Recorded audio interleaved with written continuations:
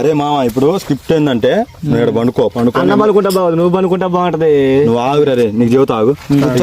నువ్వు పండుకుంటావుగా, అనుకున్నాక నేను ఏమంటే ఈ తమ్ముడు నేను కలిసి బండి వేసుకుని వస్తాం. నువ్వు బాగుంటది.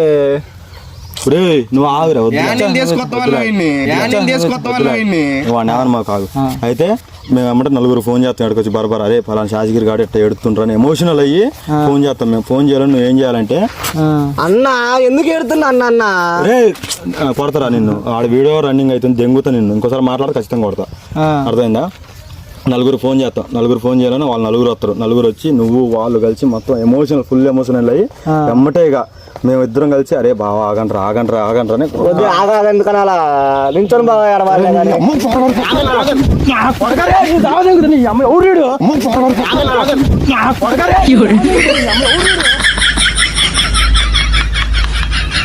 అయ్యో